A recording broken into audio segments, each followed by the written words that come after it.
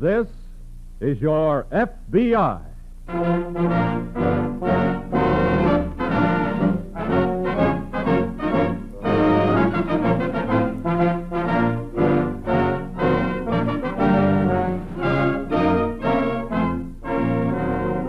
This is your FBI, an official broadcast from the files of the Federal Bureau of Investigation, presented as a public service by the Equitable Life Assurance Society of the United States. To your FBI, you look for national security, and to the Equitable Society for financial security. These two great institutions are dedicated to the protection of you, your home, and your country.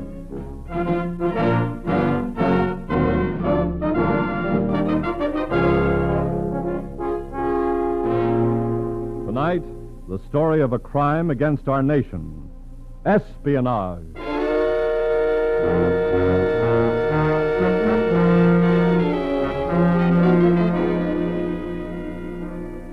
"1939. That year, the continent of Europe already echoed the cries of people under aggression. On the continent of Asia, far beyond our western shores, was Japan. A dedicated nation, a dedicated people, dedicated to war upon the United States. But we did not know this yet. Within our western gates were more Japs, thousands of them. Were they dedicated to being good American citizens, or were there among them some dedicated to our destruction? Here was a vital task for the FBI. The safety and security of America might depend on what they found out. A Sunday afternoon in 1939, two FBI agents from the San Francisco office stood on a pier at the San Francisco waterfront watching a Japanese cruiser warp into the dock. How big would you figure that crowd, Jim? Oh, I'd say, at least 1,000. Pretty excited for Japs, aren't they? Well, this is a big day for them, Larry. It isn't often they get a chance to pay their respects to a big shot from Japan. I know. Larry, is this Prince Suji a member of the royal family? Yes. They sure are giving him the Sunday bows, all right. Funny how they conform to that caste system of theirs. That first line that shook hands with the prince were all top bracket boys. I know, I've checked them off. Japanese Consul General, head of the Jap Association, leaders of the prefectural groups. Second line was a middle bracket bunch, bankers, nip businessmen. All they got from the good prince was a nod. Well, that's more than the small fry are getting now. Those housewives and farmers. They bow, and the prince doesn't even acknowledge their presence. Say, look at that bull-necked little man in the chauffeur's uniform. What about it? You notice something? He's not cringing or bowing. He's standing in line with his head up and shoulders back like a soldier. Oh, yes. Hey, did you see that? Yes, The prince bowed to him. I know. I don't like that, Jim. They don't play it that way in their league. Princes don't go around bowing to chauffeurs. Unless our chauffeur is a big shot back in Japan. Yes. That's something you and I better check on.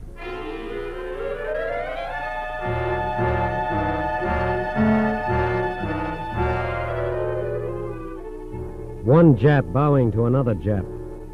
A pair of striped pants and cutaway coat bowing to a chauffeur's uniform. The two FBI agents, troubled by what they saw, investigated and learned the chauffeur's name and background. Then they took their information to the agent in charge of the San Francisco office of the FBI. That's the story, Mr. Walker. A prince bowing to a chauffeur. That is unusual. Yes. Did you follow this man? Yes, sir. He lives at the Osaka Hotel. His name? Yasu Kajioka. Did you learn anything about his work? Yes, he drives a big Cadillac. He owns it. He runs some sort of escort service with headquarters at the hotel. Anything else on him? We found out that he's been a very active worker for many of the local Japanese associations. Well, I think we should do a thorough check on Mr. Kajioka's activities. Won't be too easy. We could use some help. From whom? Someone of his own race. A Japanese who is loyal to us. Well, we might try the university. They have quite a few Japanese-American students there. That's a good idea. Suppose I arrange with the Dean of Studies out there for you to have a talk with him. Fine. I'll get him on the phone right now.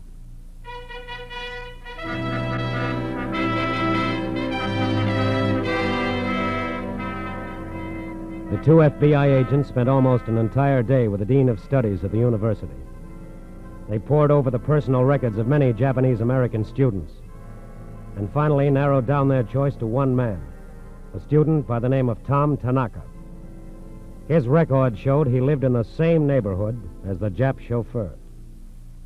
Gentlemen, have you reached a decision? Yes, sir. This man, Tom Tanaka, looks good to us. Well, I think you've made an excellent choice. He lives in the same neighborhood as the man we want watched. If he measures up in other ways, that's a definite plus. I understand. You realize, sir, how important it is to us that we be able to trust this boy implicitly. Yes, I do. We've got to know if he's loyal, if he's a real American at heart, if he thinks and acts like an American. There are thousands of men and women who live here on the West Coast, Mr. Schuyler, who look Japanese and are the sons and daughters of Japanese. But I know them as true Americans.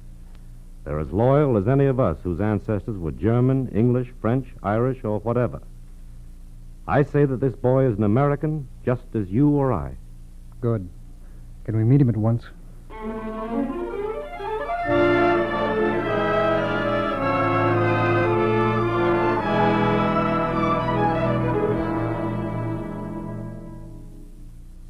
Tom, I imagine your dean has told you that we're special agents of the Federal Bureau of Investigation. Yes, sir. He has. We've selected you, son, from the list of the entire enrollment of Japanese Americans here at the university. As a student? No, as an American. Well, what about it? I am an American. We believe you are, in every sense of the word. Has somebody been talking about me? No. Then what's this all about, sir? Tom, we want you to help us. How? In a very important, perhaps very dangerous way. You want me to work with the FBI? Yes. Do you know a man called Kajioka? Yasu Kajioka? Why, yes, we're neighbors. I helped him compose letters in English. Several times. Good. Would he remember you? I think so. He said once that he might give me a job doing secretarial work in my spare time. Why do you ask me about Kajioka? We need a loyal Japanese American like yourself to help us investigate this man. We want to know if he is connected with any un-American activities. What do you want me to do? Help us to get information. Tom, all we want are facts. I see. You said that you know Kajioka, that he offered you a job once. We want you to go to him. Take the job. We're giving you the opportunity to do this as an American, Tom. Well, what would I say to Kajioka? How would I ask for the job? You'd tell him that you're in need of money to finish your studies. If he hired you, you'd undertake at once to impress him with your love of Japan and the Japanese. We don't want you to put your life in danger. You'd be cautious, never inquisitive. What do you say, son? I'll do it.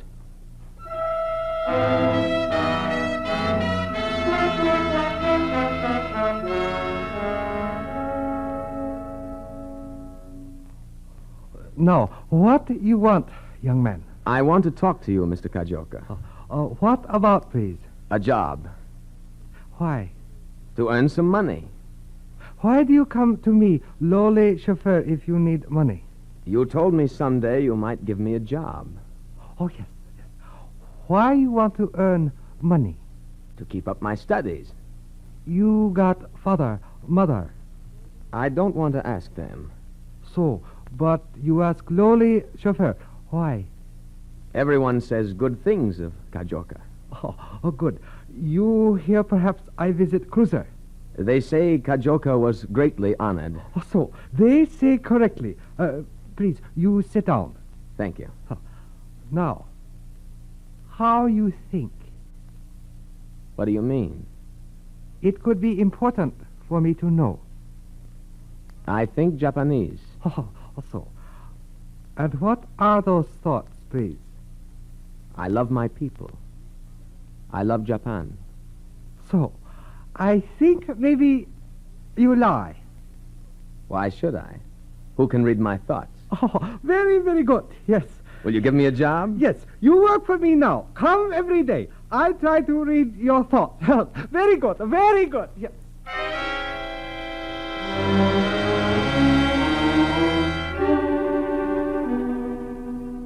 Once the all-important inside contact had been made, many FBI agents took up the trail. They learned that Cajunko always drove Japs who were easily identified as high-ranking naval officers on vacation. They learned that he was the head of a secret Jap organization on the West Coast, the Hamushikai, boasting over 10,000 members, all eligible for military service in Japan. The society masked itself as a charitable one. Charity in the sense that thousands and thousands of dollars were drafted from the members and sent back to Japan. Why? The answer came quickly and dramatically. One night on a street corner, young Tom Tanaka reported to the special agents of the FBI. Tom. Tom. Yes, sir. Here we are. I haven't much time, sir. I've got to get back. What have you got, son? Something big is cooking. There's a great meeting called in the basement of the Japanese high school for tonight. Cajunko will make an appeal to get more funds to send back to Japan. I see. Also, they are to show preparedness movies sent over from Japan. Are you supposed to attend this meeting? Yes. Cajunko will expect it. Tom, Yes, sir. we need a list of the members in that organization. Practically everything depends on our getting it. Do you think you could go to the meeting, get the list, and get away alive? Yes. The pictures may go on about 8 o'clock. I'll try and sneak out and meet you here then. Good boy. Good luck. We'll be waiting.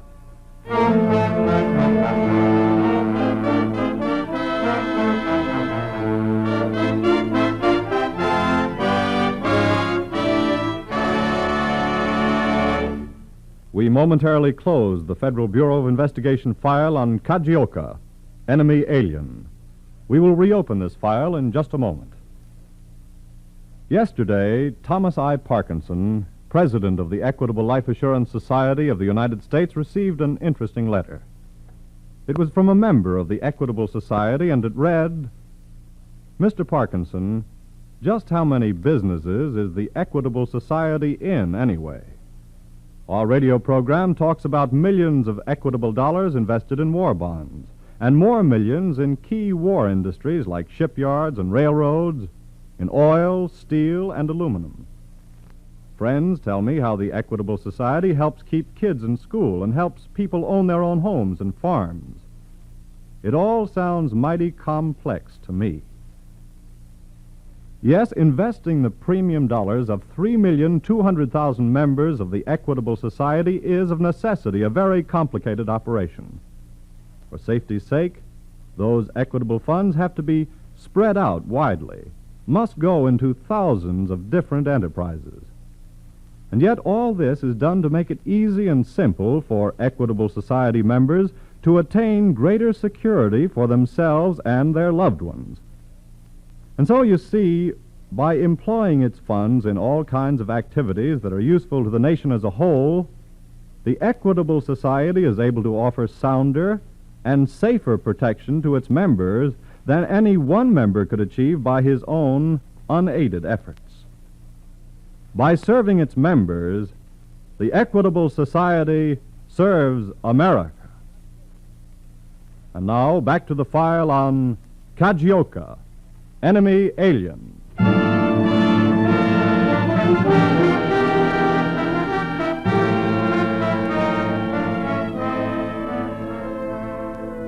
(1939). In that year, there wasn't even a slight buzzing in our ears to warn us that enemy planes were warming up for an attack. There was nothing in the word protocol to make us think of anything but where the wife of some ambassador might have to sit at some state dinner. Yet 2 men of the FBI, standing on a dock at San Francisco, had seen in a bit of Jap protocol enough to make their blood run cold.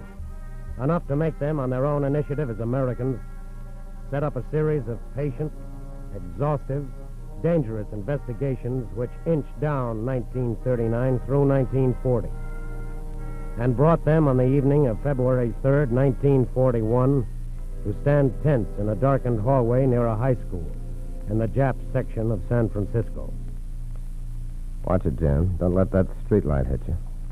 I've counted about 2,000 have gone into that meeting so far. Still coming. Cajunko sure must have passed the word along.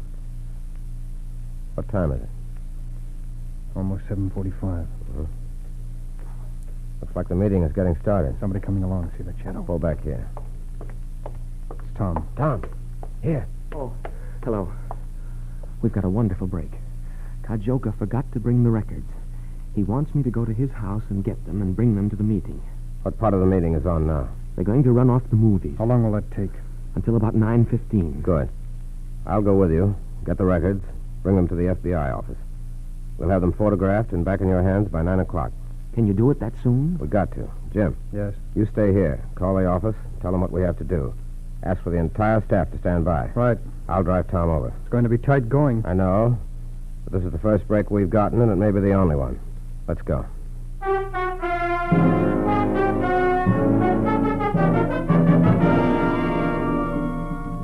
While the movies whipped the Japanese audience up with blatant pictures of Japan's armed might, while distinguished visitors sat rigidly straight in the front rows, their cropped heads marking them high officers of the Emperor's Army and Navy, while almost 3,000 sons of Nippon shared a new sense of oneness, of dedication to Emperor and country, an alerted FBI office, brilliant with lights, crowded with 100% staff, worked feverishly to photograph the secret documents and make the deadline. I don't think we can wait any longer, Mr. Logan. It's 8:54. I know. I've got to be back to the hall before the lights are turned up. We'll make it. 1 minute to deadline. How are you coming? 2 more sheets. The others are finished. Come on, men. Hurry it up. Please, you've got to give me the originals. I can't wait. The movie ends at 9:15. Let's start correlating pages in the original. You know how they go, Tom? Yes, sir. I'll grab them as fast as they're finished. Number 2 is finished. Come on, snap up on number 3 machine. Please, hurry. Hold an elevator. Right. Here you are. This is the final. Thanks. We'll put them together in the car. It's 8:55. Let's go. We'll just make it.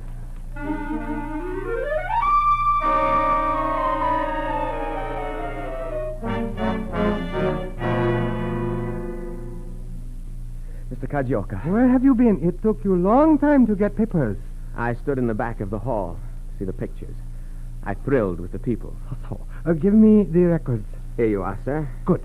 I have news. We have received orders to change names of all branch chapters of our organization, and we must at once seem to stop our activities. Why? Why? Because soon glorious Japan will win honor or downfall, and we are ordered to prepare for duty as soldiers behind the guns.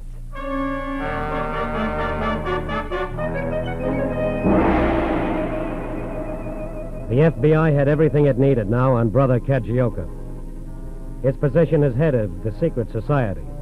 His activities as chauffeur deluxe for visiting Japanese officers. His role as collector extraordinary of funds for the Japanese war machine. His devious role as espionage agent. Everything the FBI needed except the right to go out and arrest him. Under our way of government, we do not go about arresting citizens of friendly nations. The FBI could watch and wait. And to add insult to injury, while it fretted over its watching and waiting, one of the FBI agents had reason to phone in to the agent in charge of the San Francisco Bureau. Yes? This is Logan. Yes, Larry. Jim and I have been following Cajunko. Yes? We followed him from the Osaka hotel. He drove straight to Sutter Street. Yeah? Parked his car, proceeded on foot to 111 Sutter Street. Why, well, that's our building here. I know. Well, where did Cajunko go? He's in your foyer, waiting to see you. He's what? Well, thanks, Larry. Goodbye. Yes? Mr. Cajunko to see you, sir. Send Mr. Cajunko right in. Mr. Walker, Yes. What can I do for you? I am Cajunko. Sit down, Cajunko. Now, what do you want to see me about? I come to FBI because I am honorable man. I see. I wish to offer my services to the United States. Why? I hate Japanese. Oh? Tell me about it. I was born in Japan. One time in Japan, they arrested my father. He was a good man, harmed nobody. They say he was disloyal, but they have no proof, and it is a lie. What happened to him? I never see him again. They murder my father. And so you hate Japanese? Yes, very much. I would be good agent for FBI. What makes you think so? Japanese government tried to get me to work against United States. You know how it is. You have information on certain secret Japanese organizations here. No? A little. Oh, that is too bad. With me, you get to know much. I know all Japanese tricks. I make valuable agent. Perhaps you would, Mr. Kajioka. You think about it. And remember, I want to work for United States. Great country. I work for FBI and kill many Japs. Well, we're not interested in killing Japs nor anyone else. Sometime it will be necessary. Then you tell Kajioka what to do, where to go, and he goes. Well, thank you very much for your offer, Mr. Kajioka. We'll take it under consideration, and we'll let you know in due time. Thank you so much. Not at all. It will be a pleasure.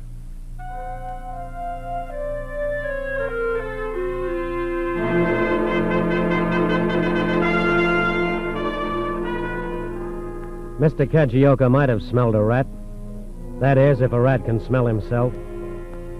But his surprising offer was politely refused, and his intensified wanderings by day and night were as equally matched by the more intensified watching by the many electricians and workmen, laundrymen, truck drivers, cabmen, innocent motorists, who sent in their reports under the names of special agents of the FBI. Still, all they could do was watch.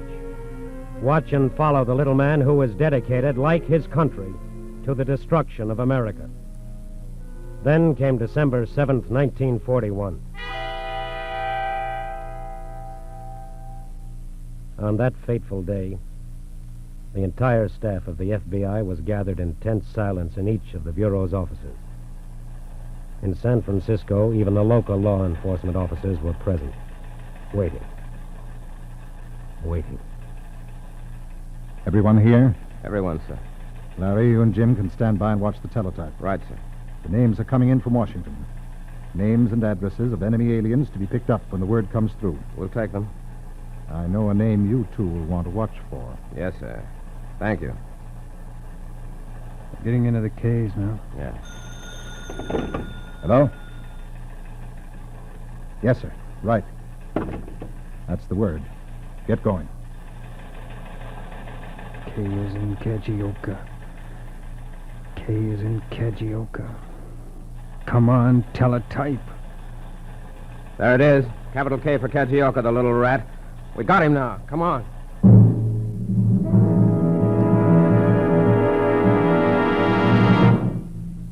Otto, now you see who I am. Major Kajioka. Yes. How do I look in my uniform, pal? Very well, sir. Yes. No more lowly chauffeur. Glorious Japan has struck. American fleet. No more. Pearl Harbor. No more. All gone. Soon planes come. Then transport. Yes. I have 2 revolvers, see? Oiled and loaded. I give you one. Soon our soldiers march in the streets, and you and I will go out and kill every dirty American we see. Yes? Yes. Yes. You watch at the window. Tell me when you see planes. Tell me when you see glorious soldiers of our brave army. I will pour drink for ceremonial toast. Yes, sir. I'll keep watch. Soon I will be colonel, then general. Wait until you see how they will reward me for what I've done. I will be big man. Yes, of course. I hear planes. Do you see them yet? Not yet. Listen, our soldiers are coming. I drink to glorious Japan. They are here. Come in. Banzai! Come on, Cajunko. Huh? Uncle Sam wants to see you about a place called Pearl Harbor.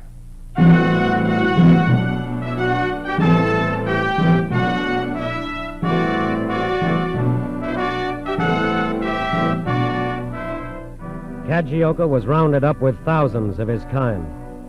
Rounded up with the aid of a loyal Japanese American. Like the rest, Cajioka wondered how the FBI had known of his work. Does he remember that little incident back in 1939 when a pair of striped pants and a cutaway coat bowed to a chauffeur's uniform on the hard deck of a Japanese cruiser? Probably not. He wouldn't understand the things that make Americans tick. The American willingness of those who serve our country in the ranks of the FBI. No, Cajunko probably will never understand until it's too late. And how will he ever know that it was too late that day back in 1939?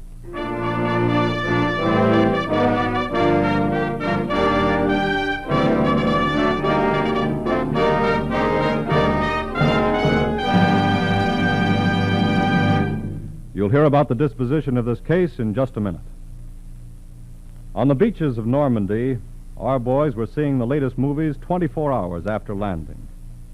And not long ago on a Pacific island, 2 Japanese snipers were captured when they tried to join a GI audience to see an American film. Yes, movies follow the flag because Uncle Sam knows that they're first-rate morale builders for battle-weary men. So will you join the Equitable Society in a salute to the motion picture industry? A salute to the daring cameramen who risk their lives in every American attack. To the technical men who developed special equipment to photograph Tokyo from 45,000 feet in the air. To the actors, musicians, and directors who made tens of thousands of valuable training films for our armed forces. And to the 16,000 theater managers who have sold millions of war bonds in every drive. Members of the Equitable Life Assurance Society of the United States will be proud to learn that their premium dollars have helped finance this great industry, which has proved such a vital asset to the nation at war. For years, the Equitable Society has invested in the motion picture industry, as well as in other essential American industries and American agriculture. Yes, in wartime, Equitable Society dollars are fighting dollars. And at all times, they are security dollars. For you, your home, and your country.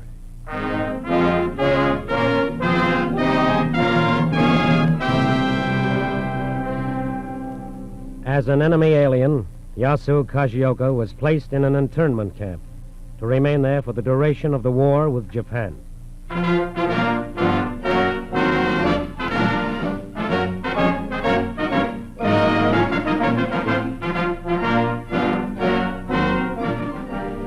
The incidents used in tonight's broadcast are taken from the files of the Federal Bureau of Investigation. However, all names used are fictitious, and any similarity thereof to the names of persons living or dead is accidental.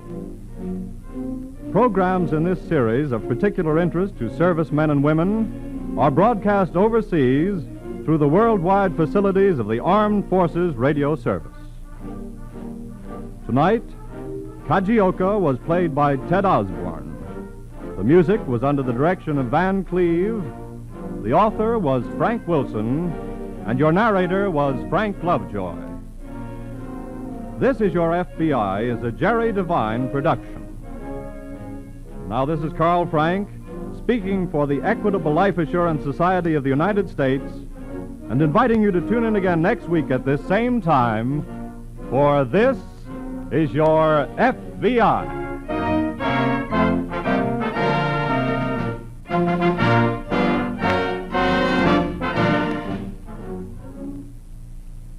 And now the Equitable Life Assurance Society of the United States brings you a message from the Office of War Information. It may seem slightly ridiculous these hot July days to be thinking of winter heating problems. But actually, it's the most sensible thing you can do. The fuel situation is still critical, so don't put off your heating problems and forget all about them. Check your heating equipment now. Order insulation for the walls, windows, and doors of your home. Talk with your fuel dealer and take his advice. Fill your coal bin or your oil tank right away before the fall rush begins. This is the American Broadcasting Company.